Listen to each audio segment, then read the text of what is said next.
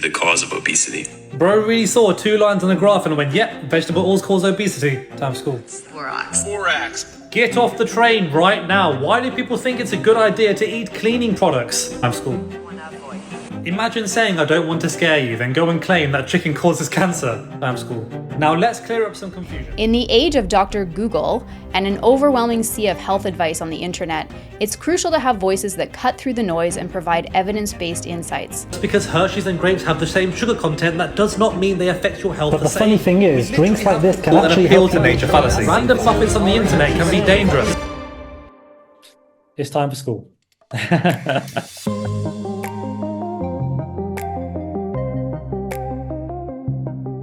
Hello and welcome to Friendly Pharmacy 5. I'm your host, Lindsay Dixon, and today we have an extraordinary guest joining us.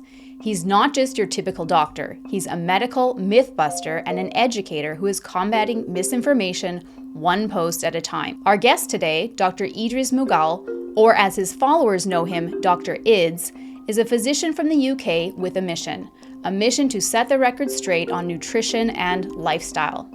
With a master's degree in nutritional research and board certification in lifestyle medicine, Dr. Idz goes beyond the confines of traditional medicine. He's taken his knowledge to social media platforms like TikTok, Instagram, and Facebook, amassing a staggering 1.8 million followers on TikTok and hundreds of thousands of followers on both Instagram and Facebook. His work goes beyond social media, though. Through educational workshops, lectures at schools, universities, hospitals, and health institutes across the UK, he brings his vast array of knowledge to challenge and dispel the rampant misinformation that often infiltrates social media platforms. In a world where influencers throw around terms like toxic without understanding its meaning, Dr. Idz brings clarity. He responds to false claims with evidence and his own medical expertise, striving to educate and empower his audience. Join Dr. Idz and I in this insightful conversation as we unravel pervasive health myths and gain profound, evidence-based insights into nutrition from an expert in the field. Stay tuned for an enlightening exploration into the world of health and nutrition with Dr. Idrees Mughal. Thank you so much for joining us today, Dr. Idz. No, thanks for having me. Yeah, I'm excited for this one. Looking forward to debunking some common misconceptions. Absolutely, and we are going to get into that just in a few moments. But I'd like the audience to get to know you a little bit, because not everyone does know who you are or has been watching you for as long as I have. So can you tell us a little bit about? So you're a physician. So what led you to become interested in medicine, and why did you become a physician in the first place? Yeah, interesting. To be honest, I think to be completely candid, my 2 older brothers are doctors. They're family medicine doctors, GPs in the UK, we call them. And they're 4 and 8 years older than me. And my father was in the engineering space. And as I was going through school, he was kind of like, it would be a good idea if you did medicine. And I was like, yeah, I don't know. I was kind of more into design technology, the sort of fields that he was in, because he was in aerospace. And I took a kind of stab in the dark, and I was like, you know what? I'll give medicine a good go. And he said, after you become a doctor, you're not actually confined just to medicine. There are lots of doctors who have gone on to do business and, technology, how, technology integrates within the healthcare system, even banking, even lots of things, right? So I said, sure. And it was during my medical school career that I then took some time out between my 4th and 5th years to then do the extra master's degree in nutritional research. And that extra time out was what really led me to build a passion and understanding of the nuances between lifestyle, nutrition, and medicine altogether. And that was when I was dealing with, lots of data from the Twins UK cohort of, twins and identical twins. And I did some research papers assessing the link between refined sugars and the risk of depression. So I spent the entire year dissecting nutrition, conducting research studies, working with some of the best nutritional researchers in the world. Fortunately, in Norwich, we have some of them there. And then after that, when I really developed my passion for nutrition and how it integrates into normal medical practice, I then pursued the board certification in lifestyle medicine with the British Society of Lifestyle Medicine. So it's now come round full circle, where the preventative space has now helped me in my background of general medicine as a career path. And now I've kind of slowly integrated myself more into the public health education, health dissemination, lecturing for different health institutes, working with brands to educate consumers on the safety of foods and ingredients, and also obviously being an author now. So yeah, kind of the public health sphere is more kind of where I've positioned myself now. Yeah, you're a really interesting personality because you have this degree in medicine and nutrition, lifestyle medicine, and I read that you also used to be a personal trainer. Is that correct? Yeah. I was been personal training throughout my medical school to help pay for, my bills and my rent. And I was actually a nutrition advisor even prior to uni. So, I got to a point where I was, training clients 5, 6 times a week, probably working out 5, 6 times a week my own self, reach kind of national level for various sports, sprinting, hockey, table tennis. So like obviously after you become a doctor, it's impossible to do all of that, right? So unfortunately, those times have gone, but it really did kind of complement my passion for lifestyle medicine because I was actually active in the sports scene. I was active in the personal training scene, and because I was not just preaching it, I was actually doing many of the things that I was learning about. And that really built my passion and understanding for it. So now that I take more of a backseat approach in my day-to-day life, I'm now focusing on teaching the teachers, so, educating the ones that educate others. So that way I can hopefully benefit as many people as possible rather than working with people on an individual basis. Yeah, and you're doing an incredible job of it. So, what led you to start debunking nutrition myths on social media? Because I think the leap from being someone who is a physician to someone who's actually on social media is massive, and there's a lot of things that you probably had to think through before you decided to do that. So what led you to do this? Yeah, interesting. It actually started, we had a COVID lockdown in January 2021. And some of my doctor colleagues, who I actually, acknowledge them in my book, some of my doctor colleagues, they said, look, Idrees, why don't you give the advice you were giving to people in person, because I was a nutrition advisor and personal trainer. Why don't you give that advice online? Because now you're trapped to your apartment, right? Why don't you just do the same thing, but just do it online? I was like, okay, sure, but like, where would I do that? And they go, oh, you don't know, TikTok's like the biggest thing now. Like, oh, everyone's on TikTok. And I was like, isn't TikTok just an app for, teenage girls who are just dancing to music, right? Surely that's all it is. Little did I know, after downloading it, I quickly found myself on the health space of TikTok, right? Or health talk, as they call it.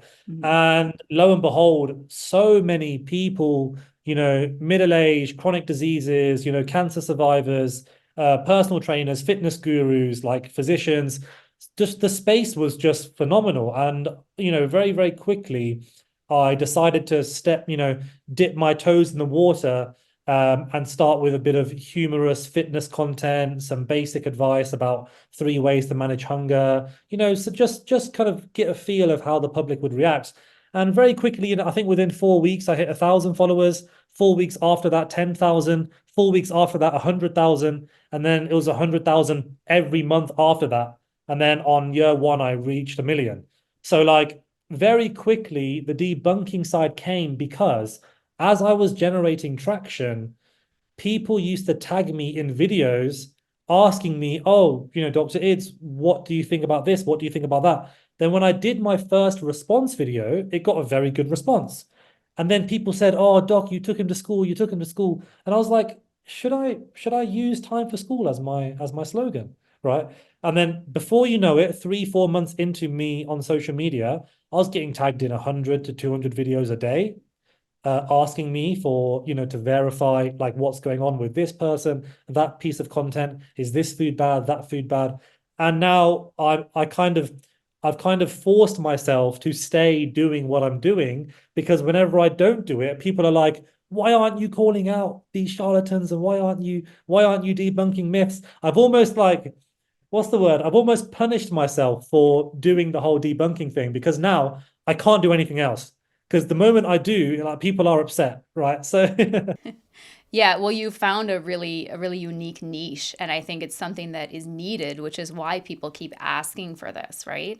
And you're doing it in a way that is evidence-based. And I did read that it does take you, sometimes 2 to 3 hours of research to produce this 1 minute clip. I don't think people realize that, right? no, they don't. Yeah, they think, oh, doc, I get comments like, oh, doc, you've not been posting much. Why haven't you posted? Like, why don't you post every day? I'm thinking, do you not realize what goes into it? Like, I'm not just blogging. I'm not talking about my day. I'm not saying what I've eaten today. I'm literally trying to give public health education. And as a nutrition researcher and doctor, I have to do my due diligence. I'm not just going to willy-nilly find a random abstract and be like, hey, this is what the research shows. No, I need to literally dissect the evidence base, do a literature review on every single topic I do. If I'm not already familiar with the topic at hand, if it's, let's say a random compound found in Mars bars is said to cause cancer, right? I'm going to have to literally go into the research databases, find all the evidence on this specific compound, look at the rodent models, look at the observational trials, look at any clinical evidence, look at how it affects humans, then, piece together all the evidence, condense it into a 60-second clip, get the pictures, record it, edit it, and then post it, right? People do not comprehend or understand the effort that goes into making a single video because they're probably used to seeing people just talking about their day or going into supermarkets, picking up a bottle of artificial sweetener and going, this is cancerous, this causes, cardiovascular disease. Like, sure, anyone can make that kind of content. That's not hard. But, I'm trying to do something different. And thankfully, the people that understand the effort that goes into it, they appreciate it and they acknowledge it. And that's where the audience base has come from. Yeah, and you do such a brilliant job of it, and that's why it's been recognized, right, by so many people, and you have this massive following. So when you are being tagged in these videos, or when you find videos yourself that might be misinformation, is it hard sometimes to keep an open mind, because sometimes this information is true? I don't know what percentage you would say, but is it hard to kind of remain I guess just keep an open mind? Right. That's actually a really good question because like the more you frame yourself as an authority in a specific space, whether it be, the carnivore diet, keto, intermittent fasting guru, the fitness guy, and in my case, it's the debunking guy, right? The more you frame your page and your narrative to be that person, you have a tendency to fall to your own biases, right? So my bias would be, even though I'm very aware of it, I probably do have a bias for finding things to correct, right? And almost, what's the word? Misrepresenting someone's message just for the sake of doing a debunk, right? That's a very, very good question and good point. So you're right. Like sometimes I really have to assess, is what they're saying technically true? If it's technically true, is there a problem with their messaging, or is it a problem with the actual thing they're referencing? So it's a case of messaging versus technicalities, right? And there will be times in my videos you'll see that I will say, look, there is some evidence to suggest that this compound in Mars bars causes XYZ, right? But the messaging is completely off. They've left out the context that you would need, this amount in this period of time for it to cause any issues. And the only issues we've seen are in rodent trials, and the observational evidence in humans doesn't show anything alarming, right? So in that situation, it would be a technicality, but the messaging is wrong, right? Right. Whereas sometimes the messaging is wrong, but actually what they're saying is kind of right. Or sometimes what they're saying is just outright right. So that's where sometimes, I do like to switch the narrative and actually agree with what people are saying. So I did that recently with, what's his name? What's his RP strength? Dr. Mike Israel, right? Mm-hmm. One of the, PhD fitness guys, right? He's a very good science communicator. So I agreed with what he said about, sugar is not inherently bad. if you're controlling for calories and protein, which is completely true, right? So, and then there's another one about dark chocolate having benefits, another one with the fasting MD who said something about, freezing your bread can lower the glycemic response. But you have to be careful with the messaging. Like, don't just take a clickbaity video, agree with it. I also have to find a way to introduce the nuance that even though it does reduce the glycemic load, is that going to have a clinically meaningful impact in those who aren't insulin resistant? Right. That's the real question here. So, like, yeah, you're right. This is a very good question. No one's asked me this yet. I do have to be careful to not fall prey to my own internal biases, and I do try and recap my own content every few months to make sure, is there anything I need to update? Was there something I didn't say that was, that should have been included? And I have actually publicly corrected myself several times because of new evidence, because of, let's say a particular type of messaging I didn't think was quite accurate. So I do try and do my own almost like self-review process, like every few months, to try and tackle exactly what you're saying. Yeah, no, thank you for explaining that so well. It's a really good point. And I think it just goes to the point that it's not easy to do this. There is so much thought and consideration that goes into this. And it's not easy, even once you have the information and you've done your research, to then communicate this and make sure that your message is not going to be misinterpreted, and make sure that you're communicating in a certain way. And it's frustrating because we do live in a world where literally anyone will go online or can go online and say anything they want. And they're often using fear, and they're making these outlandish claims, right? And you're doing this very thoughtfully, right? To debunk these people. And it's really appreciated. But again, it is not easy. To your point, I wanted to ask you about a few common myths that I know that you have debunked. So if you want to go onto Dr. Idz TikTok or Instagram or something, you can look these up for the full overview. But do you mind if I ask you just about a few of the more common ones? Yeah, so of course. What about red dyes? So red dye 40, I think the myth was it causes cancer. Now, as a pharmacist, we are always thinking about, we know that medicine is very, the difference between medication and like something that is poison and can harm someone is dose dependent. It depends on the dose. Is this the case with Red 40 as well, or what have you learned? Well, I mean, interestingly, like there's no good evidence to suggest that red dye or any food the food colors that have been approved by the European Food Safety Authority and the FDA. Ironically, Europe has banned less dyes than America has, and people always go on about how America is trying to poison you, right?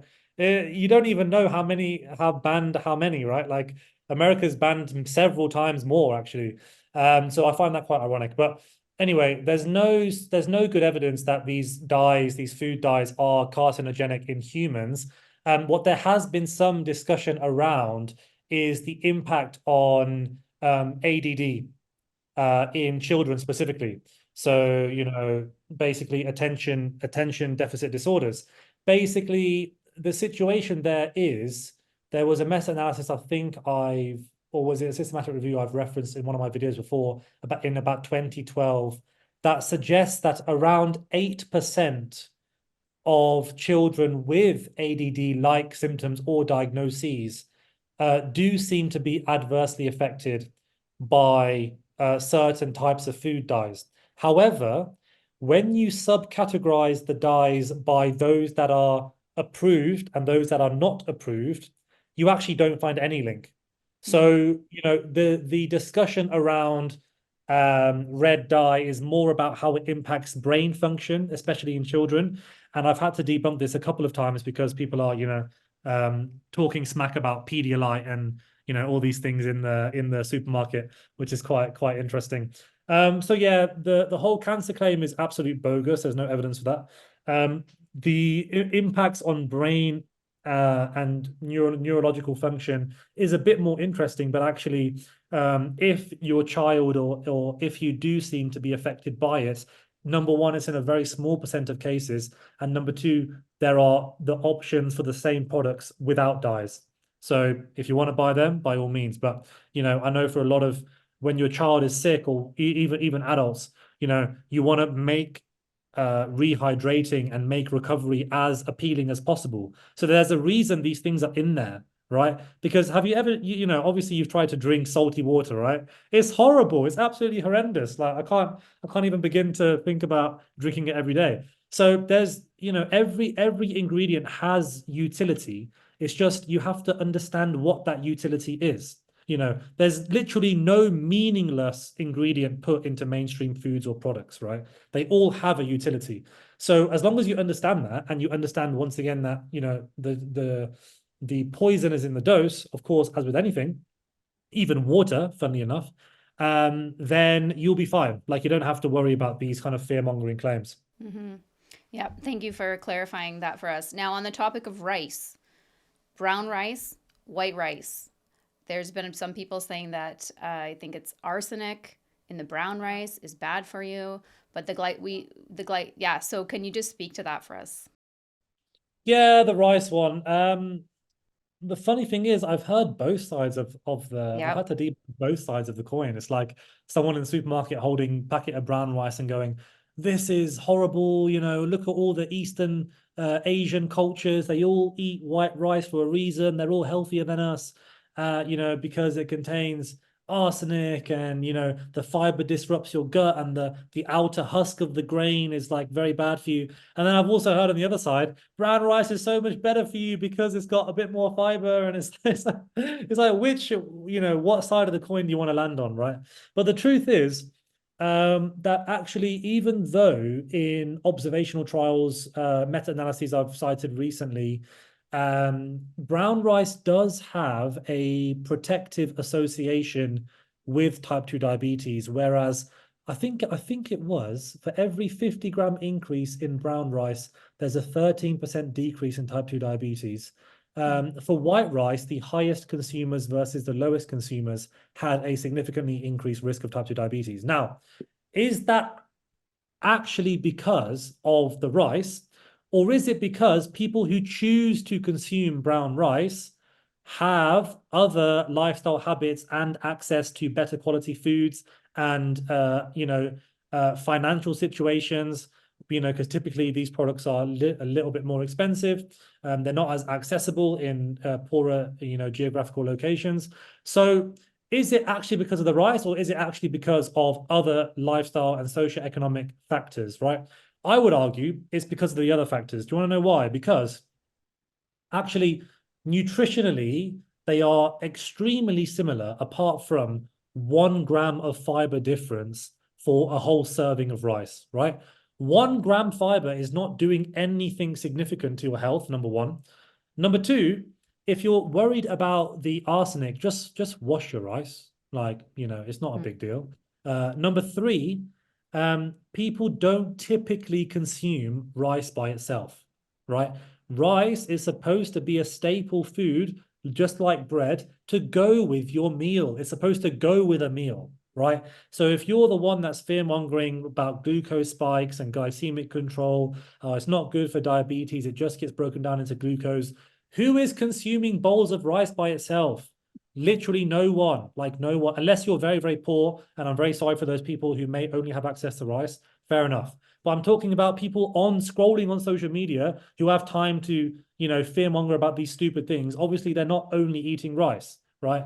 So it's just a very silly argument. I find it very reductionist. I find it very lacking in nuance, lacking in context, lacking in science. It's just not a scientific statement to say something like, white rice is better than brown, or brown rice is better than white, because it just depends on so many different variables. And actually, as long as you're having a balanced meal with a bit of fats, a bit of carbohydrates, a bit of, protein, a bit of fiber, truthfully, it does not make a difference, like which one you choose to consume. Because once again, the nutritional component is very, very small. The only thing that I could suggest or actually think about why there might be a benefit to brown rice is simply because there is some evidence showing that it does fill you up slightly quicker, because obviously it's a minimally processed food. White rice is a refined type of carbohydrate, type of starch, and also it's less palatable. People don't, it's got quite a nutty aftertaste, quite, some people don't really like it that much. So when food is less palatable, you're less likely to consume as much food.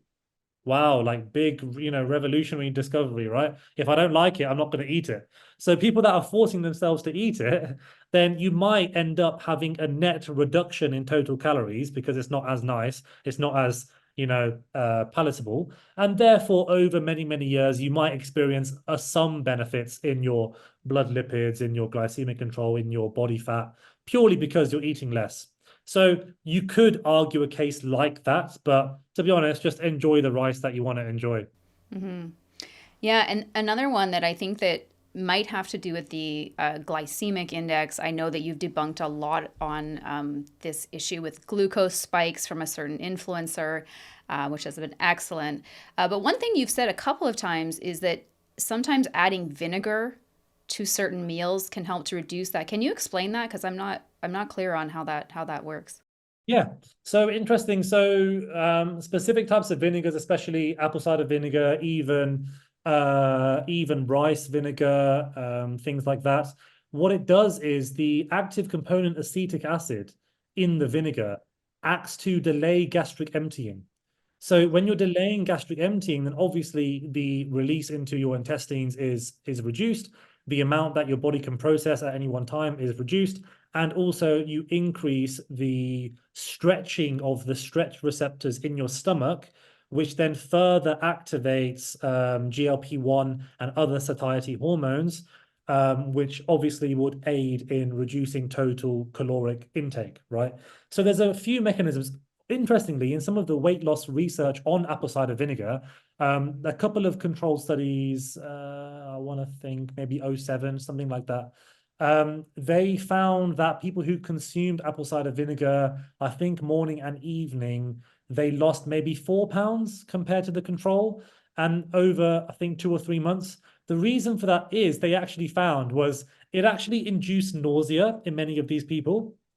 So obviously, if it's making you feel sick, then the last thing you want to do is eat when you feel sick, right? So like, once again, it's a similar case to the brown rice. It's like, if you're not enjoying your time as much whilst eating this food, then you're going to eat less and you might experience benefit, right? But acetic acid is very interesting. Just adding a small cap full of vinegar to your rice as you're cooking it has been shown to reduce the glycemic impact by maybe 20 to 30%. Yeah, that's really interesting. And it's something that I'd not heard, but I saw you mention that a couple of times. So thank you for explaining the mechanism.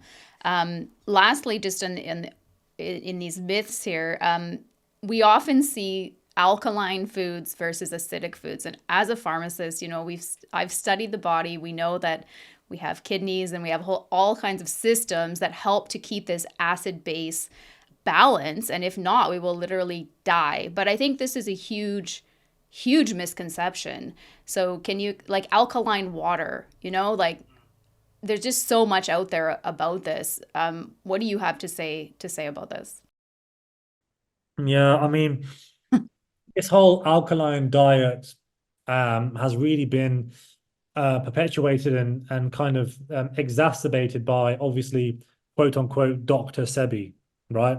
Dr. Sebi, and there was some other person as well who I referenced in the book who wrote the alkaline diet book, or the first kind of big revolutionary finding that, oh no, you need to consume alkaline foods.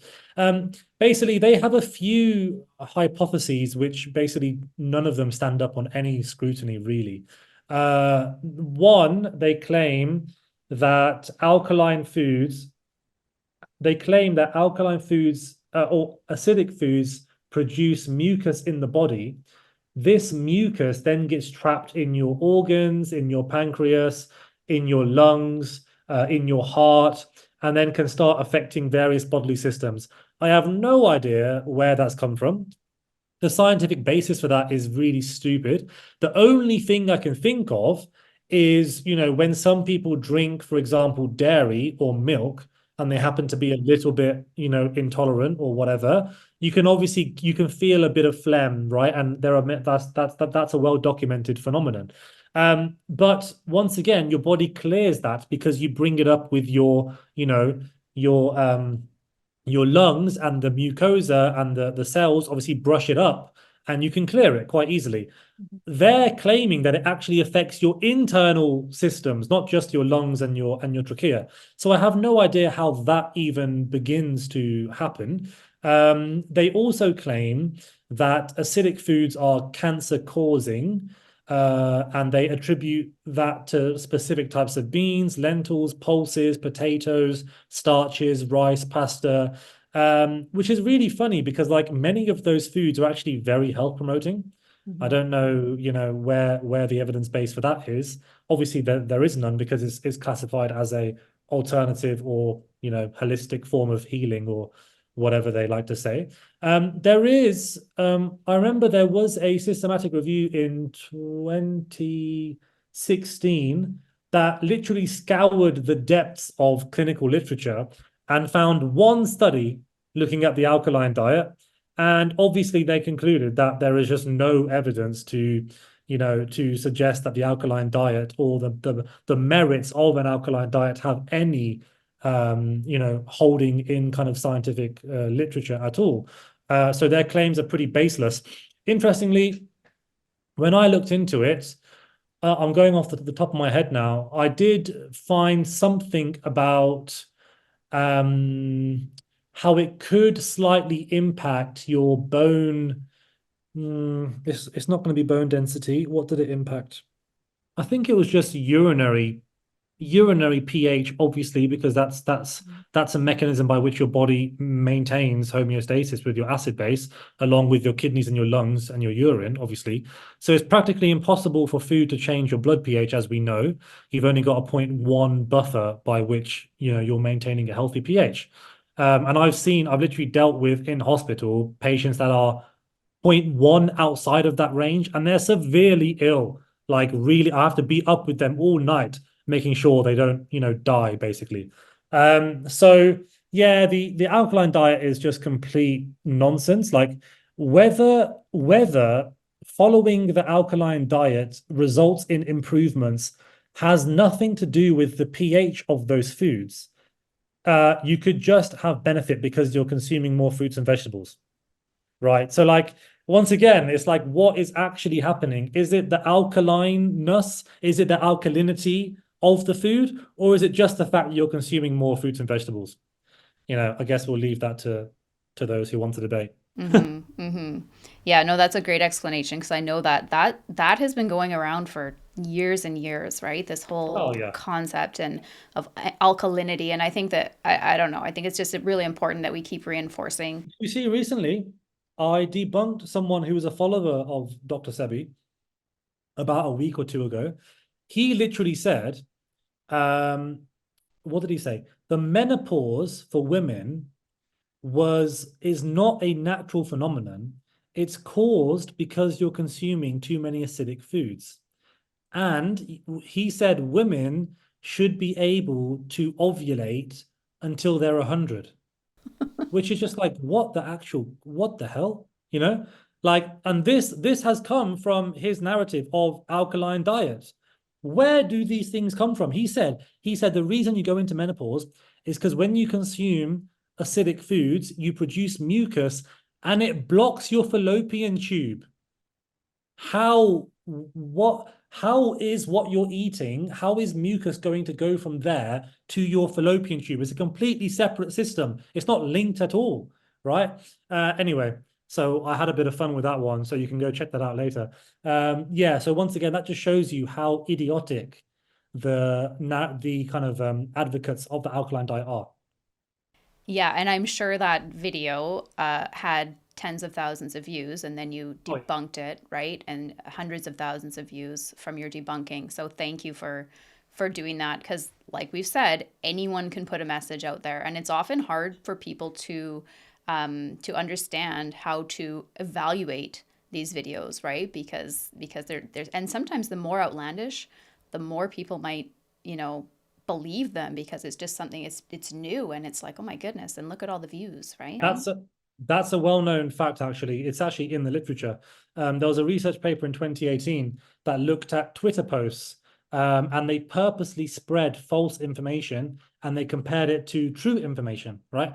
They found that the false information spread up to 6 times faster.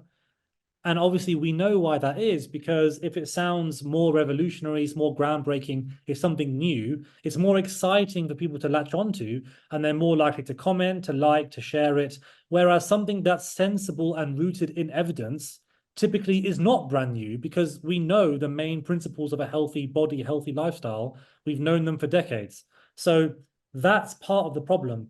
People know this from a marketing standpoint, and they use outlandish, sensationalized headlines and claims to actually garner and increase, extrapolate their followings. And this is part of the problem. So unfortunately, we're fighting an uphill battle. No matter how many people I debunk and correct, there will be 10 times as many saying the same myth. So unfortunately, it is an uphill battle, but I'm just glad that more of my colleagues are, jumping to socials and actually holding people accountable. Mm-hmm. Yeah, and you have taken a lot of these very common myths, some of which you've debunked on your platforms, and then some that I think are new that you've touched on in your new book, Saturated Facts. And I want to talk about the book because I just read the book and I couldn't put it down. I read the entire book and I learned so much. You've done an incredible job of just addressing some of these really common, really current ideas that are out there. You've put it into language that people can understand.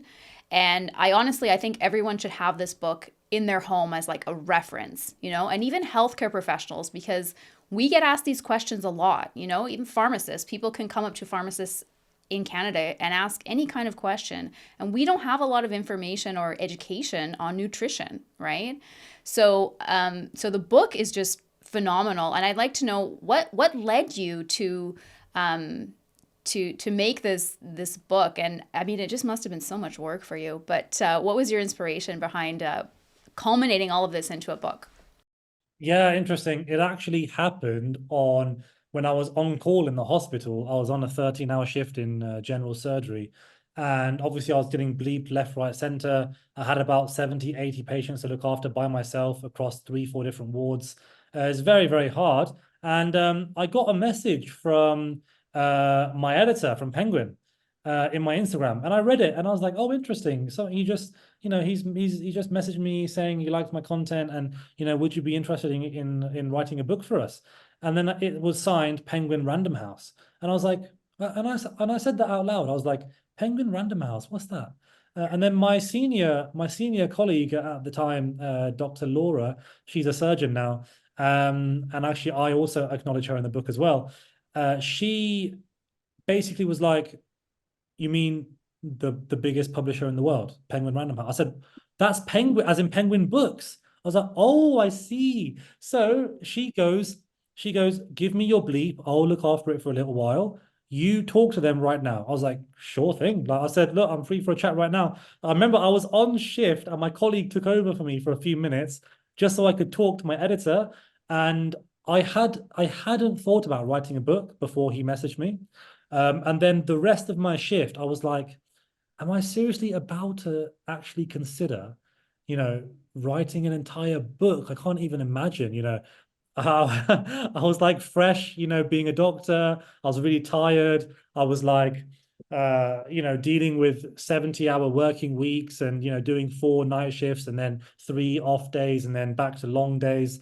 And I was just like, oh, am I really going to start this? So I agreed to it. And then 2 years of hard graft, right? The first edition, the first draft was like a medical textbook. I'm telling you, it was like 80,000 words.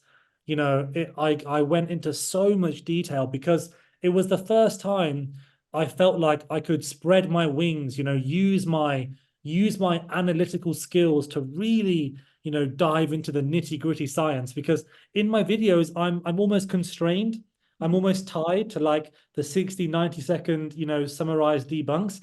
And I was like, yes, in a book, I can actually say exactly what I want to say with all of the caveats, all of the nuances, right? And then I did my first draft after a year, and my editor was like, Dr. Idz, this is just way too complex. Like, you're not writing a medical textbook, you know. You have to understand that it has to be understandable for the layperson who's interested in health. I was like, oh, you got to be kidding me. So then the next year was spent having my textbook, and then, you know, I had to cut out about 30,000 words, right? Imagine trying to cut out 30,000 words from something you've written. It was very hard. I had to simplify a lot of things, you know, figure out what to leave in there, what to take out, you know, whether to include. Initially I wanted to include like 100 footnotes of, you know, extra nuance, and then they said, look, this is way too much. Just you know, take it all out. I was like, oh, I said, you're killing me here. You're actually killing me. So here we are, 2 years later of negotiations, you know, hard graft, understanding the reader's journey. I now understand that, you know, the finished product is actually much better than what my initial book was, because the initial book would have only really catered for a handful of academics who are really into nutrition science, right? And obviously that's not who I'm writing the book for. I'm writing the book so as many people can benefit as possible. So here we are now, 2 years later, a couple of weeks to go until publication. And let's just say I'm tired. I am tired. I just want to get this out there. You know, I have a lot of my shoulders are tense, my back hurts, my eyes are tired.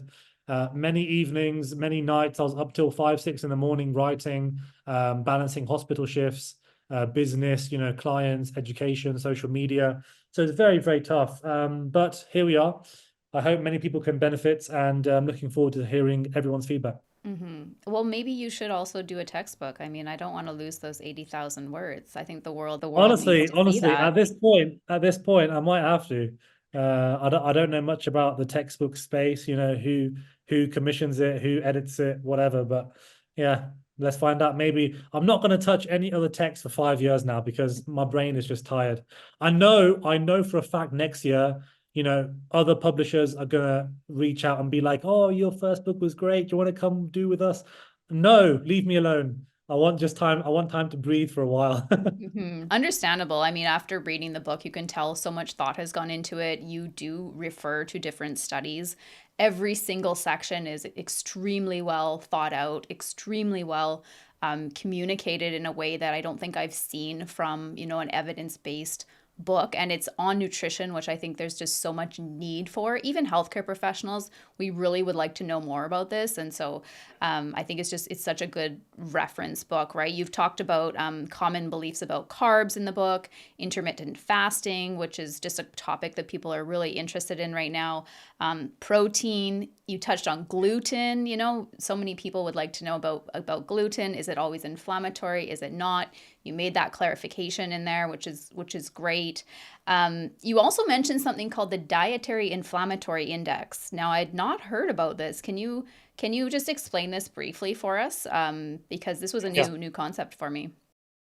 Yeah, no, it's great. So the Dietary Inflammatory Index is almost like the gold standard database to assess which components within our diet have potential to induce inflammation and which components have potential to reduce inflammation, right?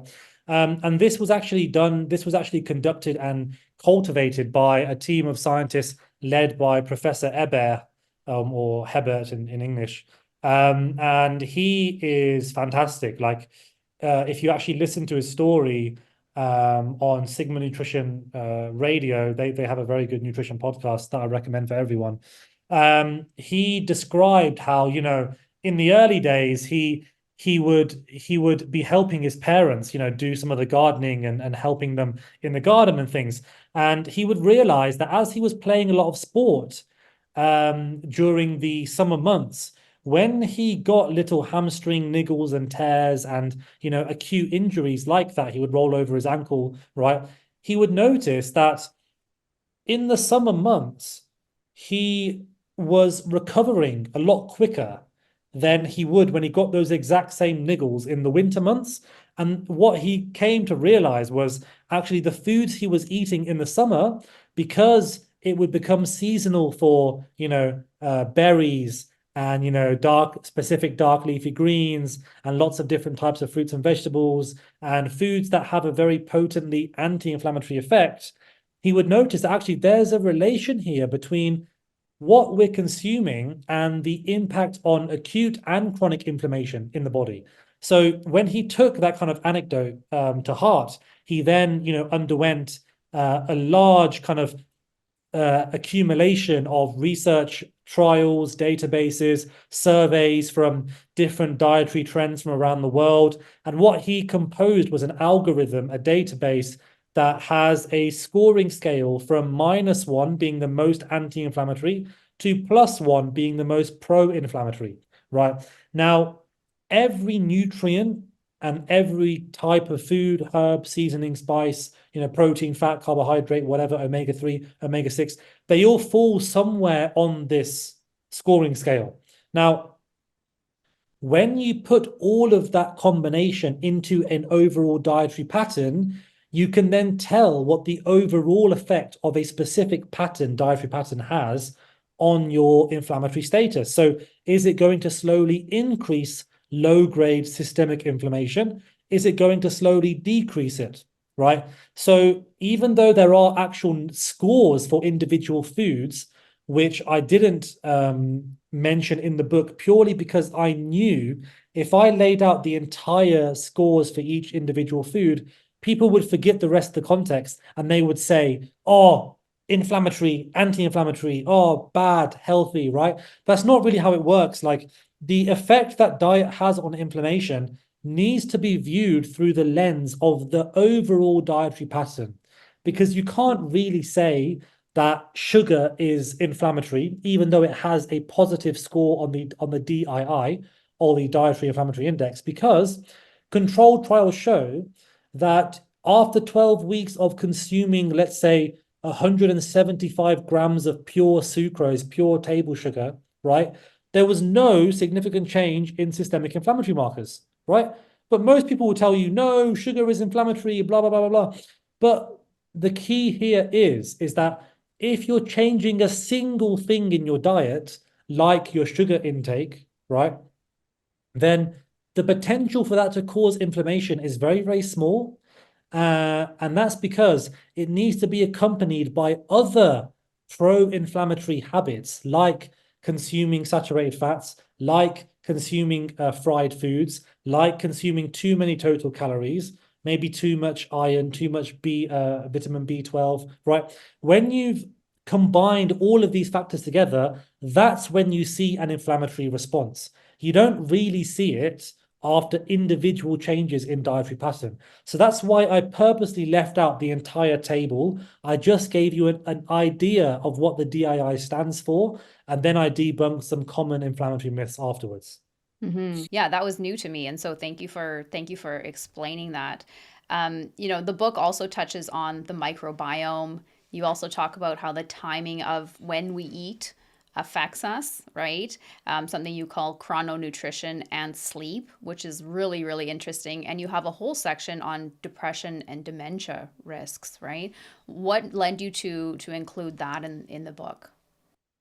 So interesting, because what I like to say about those last 3 sections, part 3 called New Science, that's exactly what it is. I don't want to become the sort of person that says, oh, you need to do this for your gut microbiome. You need to do this because meal timing is everything, right? Like, beware of these foods because you'll get dementia, right? These people are speaking as if these fields of research are completely established, like as established as cardiovascular disease risk, as diet and inflammation, right? There have been over 40 meta-analyses on the validity of the DII and health outcomes.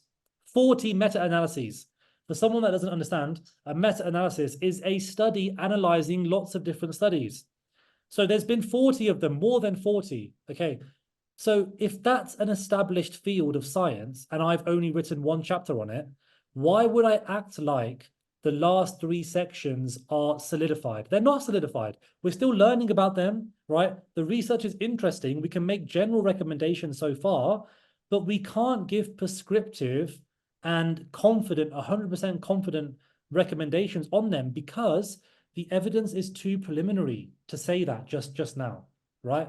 Like I would say in terms of order of magnitude, chrononutrition is the most evidence-based out of those three. The gut microbiome, we know very little, like very little. We only have a broad understanding of what's going on, because if you look at any chronic disease state like diabetes, like fatty liver disease, obesity, even depression, right? There is not a single signature microbiota. Like if you look at two people with type 2 diabetes, they're not going to have the same composition of the gut microbiome, right? So what makes you think you can look at someone's microbiome and be like, you need to do this, you need to do that, you know, you need to have this probiotic, you need to have that. You can't make those claims. There is not a single signature. It's impossible, right? Whereas we do have signatures for cardiovascular disease, for type 2 diabetes, because we know LDL-C and ApoB are the most robust medical indicators in all of medicine when it comes to how a biomarker affects health, right? You won't get any more robust than LDL-C and atherosclerosis. For type 2 diabetes, the HbA1c and fasting glucose levels have been well validated across dozens and dozens of studies, right? That is established. And we know that once you become type 2 diabetic, if you don't bring the level back down again, you'll slowly deteriorate your organs. You'll slowly cause lots of, end organ damage, basically. But for the microbiome, for diet and dementia and chrononutrition, people who make the claims as confidently as LDL and atherosclerosis, they're chatting complete waffle. You don't have to listen to them. That's why I purposely segregated that section titled New Science, right? And I tried to make it clear that even though these are emerging fields, the last 20 years has shone a tremendous amount of light on these subjects, we can't confidently give prescriptive recommendations. We can just know general overall lifestyle principles to improve certain outcomes, but we can't get any more specific than that, really. And that's good to make that clarification. And again, there are some added things that you've put in the book that I've not mentioned here that people can look for themselves. But it's really just a treasure trove. It will really, really blow your mind if you do get a chance to read it. Another quote that I found from you, Doctor, was you said, "Isn't it amazing how healthcare professionals only seem to care or act once someone is ill? Why don't we help people to stop them from getting these illnesses in the first place?" And I also saw that you had said that you see this book, Saturated Facts, as the beginning of a preventative revolution. And I think this speaks to even deeper to why you do the work that you do and your passion for preventative healthcare. So can you just elaborate on that a little bit and what you meant by that? Yeah, I mean, this is the reason why I'm so glad institutions like the British Society of Lifestyle Medicine, the International Board of Lifestyle Medicine, even the American College of Lifestyle Medicine, I'm very glad that these organizations and societies are gaining traction now. Like, I think, it's pretty new in the UK. Like, we don't really have a preventative arm in medicine. I think a few years ago, they only started maybe 4, 5, maybe 6 years ago. And now, every year we see almost 1,000 healthcare professionals come to the annual conference, right? I think over a couple thousand healthcare professionals have now become board certified lifestyle medicine, me being one of them. So I think we are slowly seeing a shift in the mentality behind health policy, government policy, with, initiatives like, the Eat Well guide, the salt reduction, the sugar tax that we've had in food now, where 70% of soft drinks are now 0 sugar. How amazing is that, right? Just 15 years ago, everything was filled to the brim with refined sugars, right? Now, 7 out of 10 soft drinks sold in the UK have 0 sugar, right? Not only are steps being made to act at a public health level and a governmental level, but also the end consumer and the healthcare professional level, right? So at every level of healthcare, we're now slowly seeing a shift in mentality where we can't just rely on an already overburdened healthcare service that is actually free at the point of service for everyone in England, right?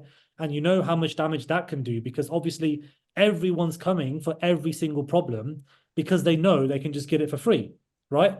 So obviously it's not the public's fault. What I'm saying is we're becoming more blasé with our healthcare because if you get diagnosed with type 2 diabetes, you know that you can get medication for the rest of your life, right? If you have a heart attack, you can be admitted to a ward, have, PCI surgery, get the heart attack resolved, be on 5 medications, stay in hospital for 2 months, and you won't have to pay a single penny, right? I feel like we need to understand that once your health is chronically affected with a chronic disease, your life will never be the same again, right? Regardless of whether you're paying for healthcare or not. So now we're slowly seeing healthcare initiatives like the carb counting, education programs for diabetics, right? The education programs for asthmatic patients, COPD, right?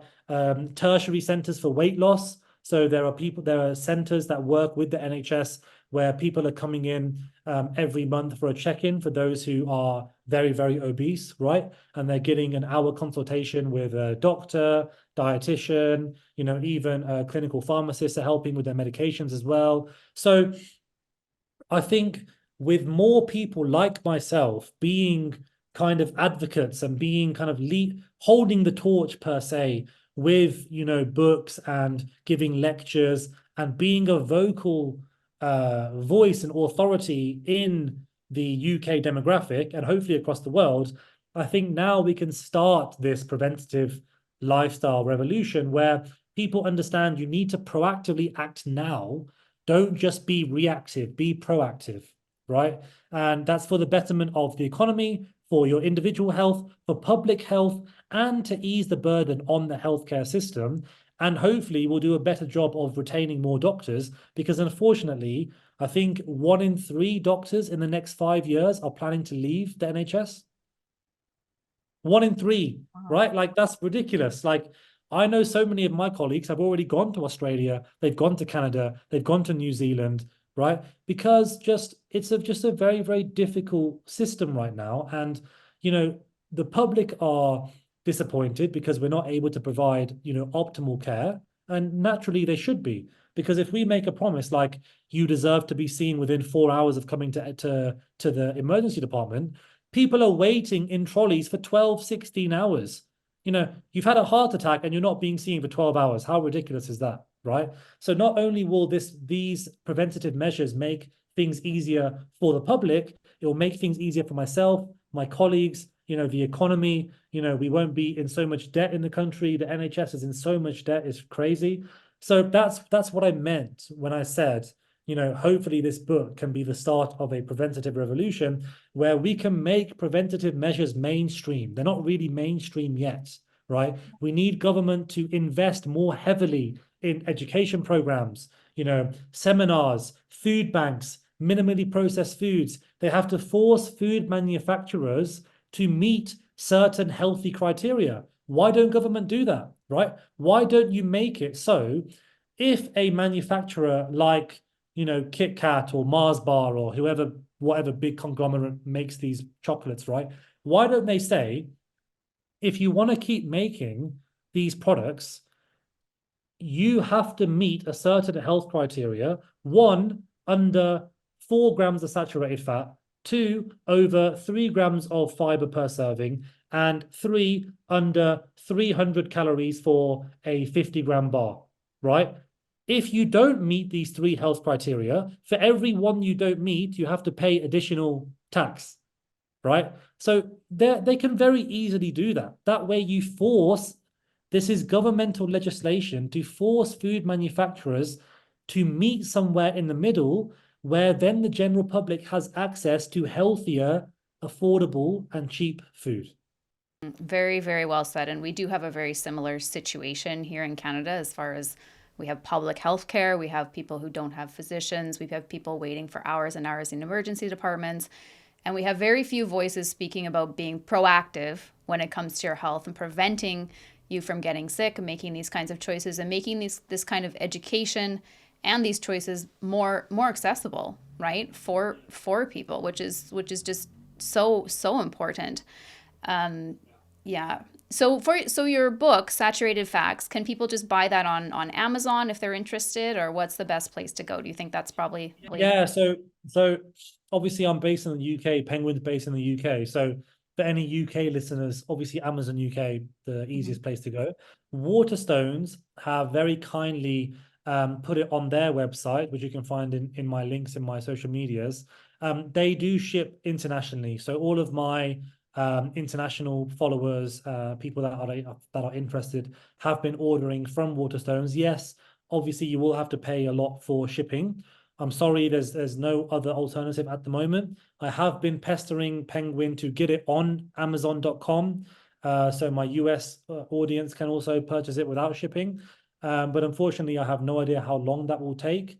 We haven't found a publisher, or we haven't had interest from American publishers yet. So I've had a couple of other countries, China, Italy. They've bought kind of the rights for the book in their respective territories.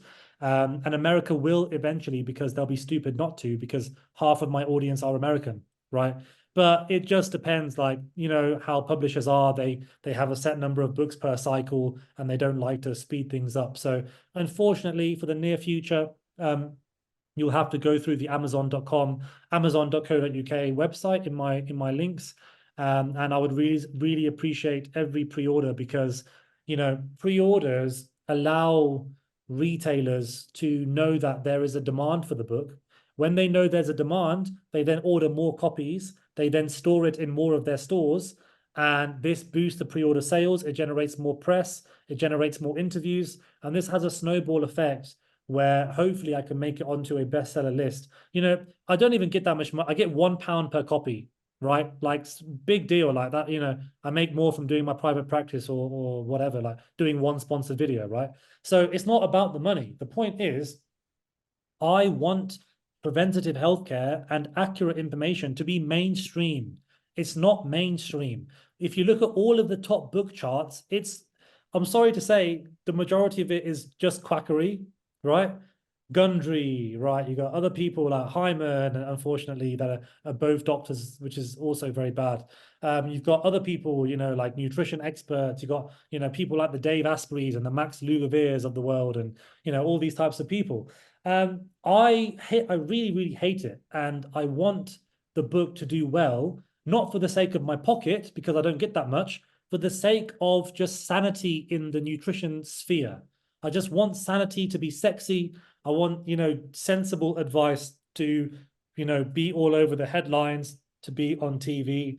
Unfortunately, we have a very uphill battle to fight, but I'm trying my best. So if you can, if everyone can support, that'd be great. If not, there's the Audible version on Amazon.com. There's the ebook version as well.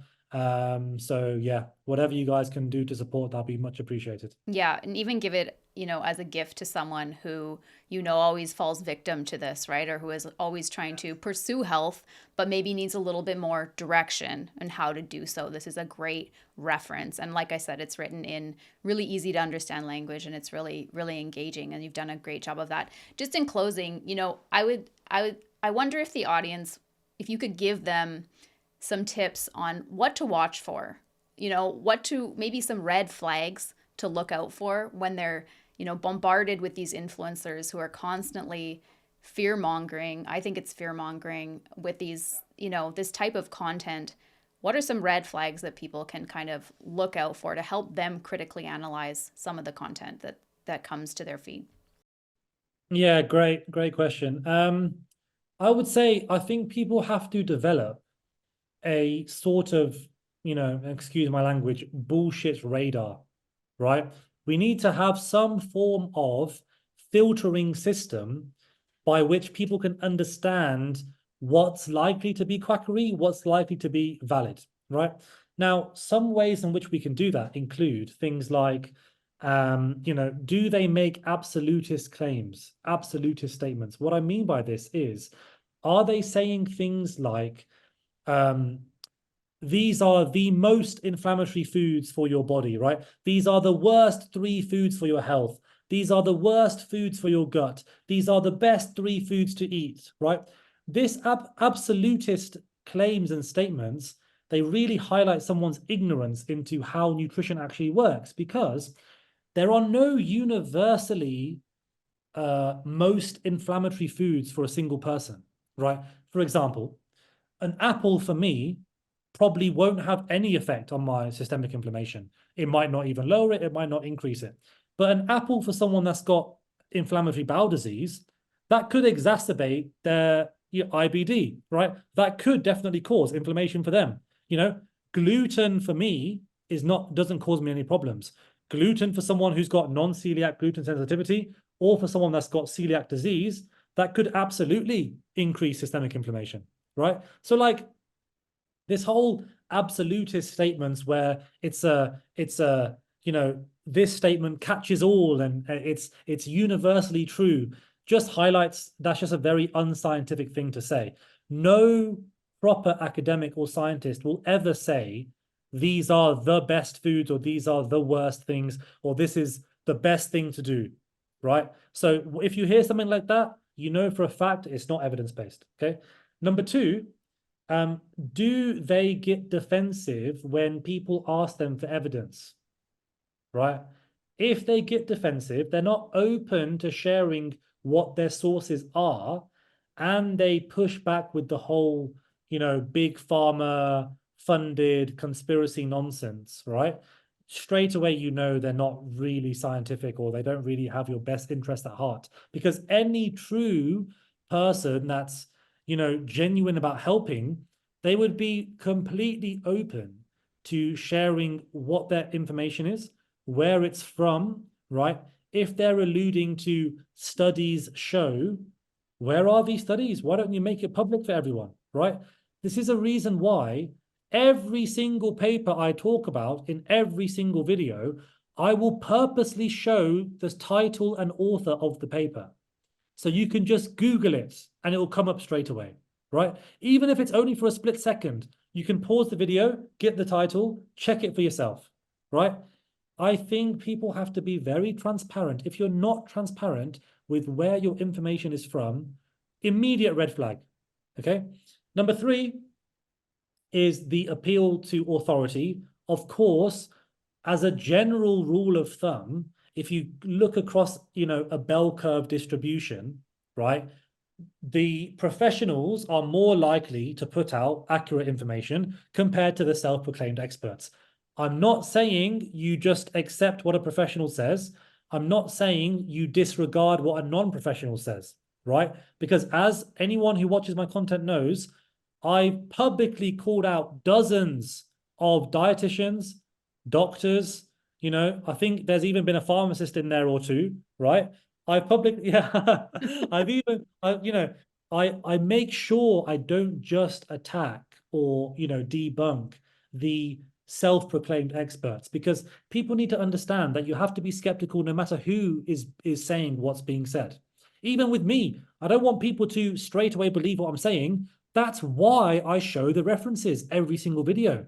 Don't believe me, believe the data, right? So you have to just, the appeal to authority is quite an important one, but I'm not saying it's a catch-all. It's not a catch-all, right? You have to still be critical, still be skeptical. Just understand that across the board, you're more likely to find accurate information from those who hold valid credentials and are active in the healthcare space compared to those who are not, okay? And I would also say, lastly, just watch out for buzzwords, like watch out for toxic.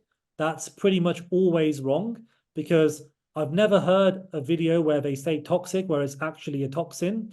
Even in the context of alcohol, like, a glass of wine is not actually toxic, because if you look at the definition of toxin, it has to actively cause harm and illness in that specific amount you're giving, right? A glass of wine does not cause harm and illness in that amount. But the reason I'm saying that is because no food is inherently toxic unless you're allergic to that food, right? If you're allergic, then yes, you could argue, that, the metabolic processes that happen after you consume it, you would produce some metabolic waste, some metabolic toxins from all of that, adrenaline and, glucocorticoid release and all of the knock-on effects afterwards. Fair enough. That's probably the only situation where you can actually call a food a toxin, right? So watch out for terms like toxic, inflammatory without any context or nuance, right? Also watch out for words like clean eating. Like, what the hell is clean eating? That means nothing, right? That's just a bogus word. Also, people that heavily advocate for organic, like, come on, like the nutritional value differences are very, very small. Organic produce still uses pesticides, and ironically, often they're less tested than conventional pesticides. So we don't actually know, like, across the board, whether one's better or the other. You could argue, like, if you want to just be a bit safer, then yes, if you want to spend $2 more for a flipping box of cabbage or lettuce, then by all means go for it. But I'm not going to hurt my bank account doing that. So it's up to you, right? Just watch out for a lot of these, how do I say, biohackery, quackery, holistic-y kind of terms, because often or not, they lack any real nuance, any real specificity, and they don't hold any, there's no conversation about the nuance or context of the given situation. It's more just to catch you out with a fear-mongering, sensationalized headline. So those are probably the most important red flags. If you filter out those 3-4 things, you'll probably cut out 95% of like garbage information, probably. Mm-hmm. Yeah, and then you can also follow Dr. Idz on his social media accounts, where he actually, by watching him, you actually do learn how to think more critically, right? And how to recognize these myths and this misinformation quickly, right? So you're actually doing a service that way as well. Well, Dr. Idz, thank you so much for sharing some of your time with us today. You've debunked some common myths with us today as well, which is much appreciated. And you've given us some really good tips on red flags to watch out for. And so really just appreciate all of the work that you do. We'll have links to your book and all your platforms in the description of this video. And just keep doing what you're doing, because we need more of you. So at least we have your voice out there, but hopefully other scientists and science communicators can step up and do work like you're doing, because it's really, really needed. And it's just been an honor to spend this time with you today. Thank you so much for having me. I've had a very, very lovely chat, and I hope this benefits a lot of people. Thank you.